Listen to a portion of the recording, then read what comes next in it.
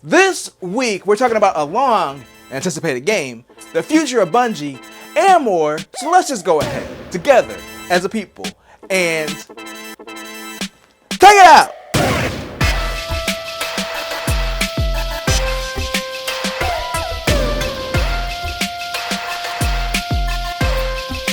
And welcome to another sensational Sunday. I'm Mike, and I'm back to talk about the gaming news. Sorry I missed last week, I was sick, so this week we got a mix of news from the last couple of weeks to cover. And in case you're wondering what I was sick with, I came down with video time. We got a bunch of stuff to talk about, like Microsoft and Activision. So if you've been following the news or my channel, there's been a whole year plus of them trying to get approval for this deal to go through, and they finally did, and they put out a trailer to celebrate, Microsoft buying Activision.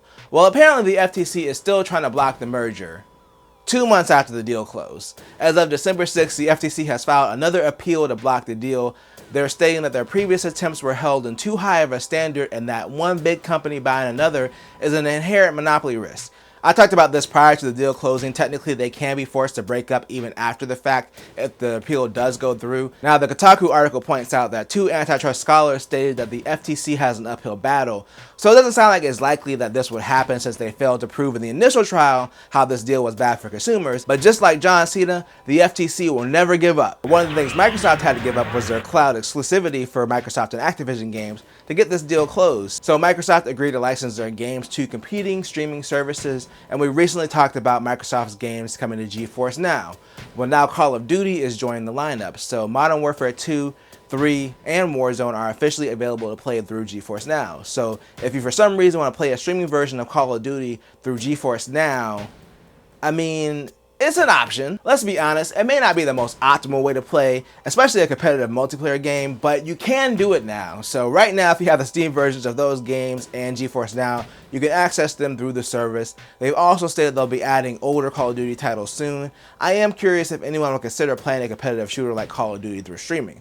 Let me know down below in the comments. But Activision's games weren't the only thing that recently came to the Xbox family, as Baldur's Gate 3 has finally released on Xbox. So we talked about this a while back, but the Xbox version of Baldur's Gate 3 was delayed because they couldn't get split-screen co-op working on the Series S.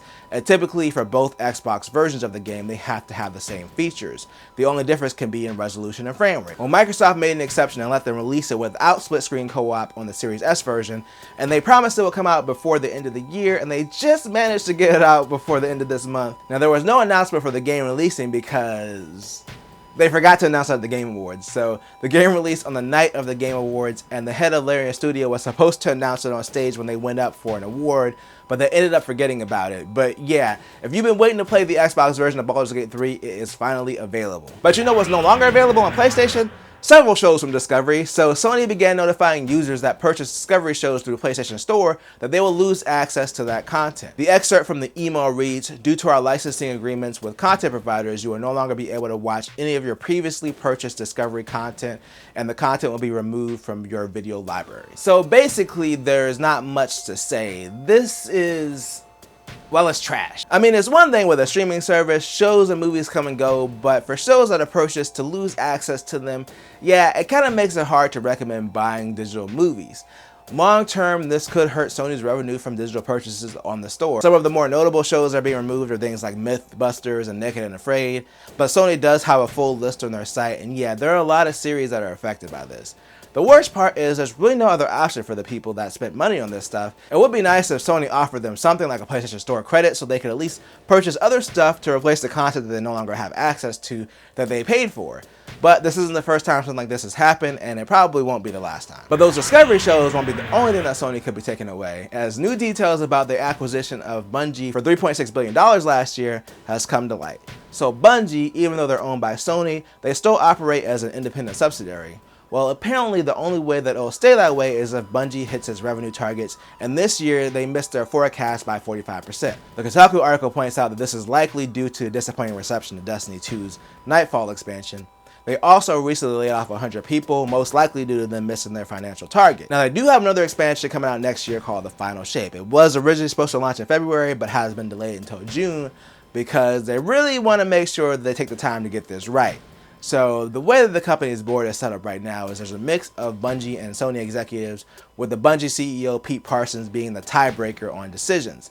But if they don't hit their targets, then Sony would have the ability to take full control of the board and essentially do whatever they want to with the company. Now, if you're not familiar with Bungie, they used to be an independent studio and develop games for the Mac in the 90s like Marathon, not to be confused with the new Marathon that's coming out that they're working on now. Then Microsoft bought them while they were developing the first Halo, and eventually they got out of Microsoft's ownership and went independent again. They had a publishing deal with Activision when Destiny 1 came out. They got out of that as well. So they survived for a long time being both independent and under corporate ownership. So it would suck for them to be dissolved because of the Sony deal. But I don't think Sony would dissolve them immediately because they did spend a bunch of money on them, and Destiny 2 is still profitable. Plus they have the upcoming expansion next year and Marathon like I mentioned earlier. But they are, at the very least, at risk of losing their independence as a studio. And you know what I like to be independent of? Any wires on my VR headset.